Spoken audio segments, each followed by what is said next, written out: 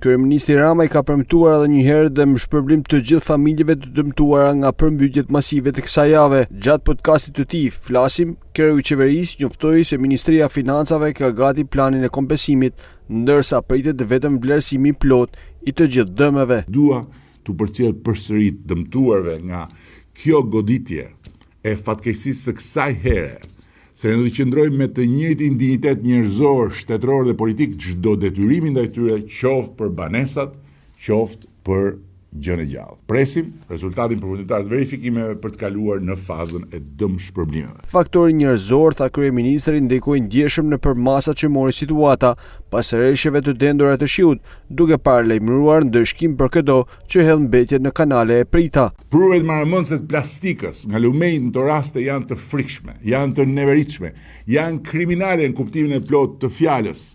Hedhja rrugëve, shisheve dhe qeseve plastikës të ishte ky vend jo atë dheu yni përbashkë, por një kosh plerash në një territor që s'na përket, me cilin s'kemi lidhje. Gjithë secilit ftillohet, sepse kjo që ndodh dhe ajo që i bëjmë ne Shqipërisë duke hedhur një shishe plastike apo duke hedhur një qese plastike në rrugë, ka vetëm një fjalë që e përkufizon: krim. Rama tha se ndryshimet klimatike dhe rreshtet e mëdha të shirave ishin faktori kryesor i këtyre përmbytjeve që kanë prekur disa vende të Evropës dhe rajonit.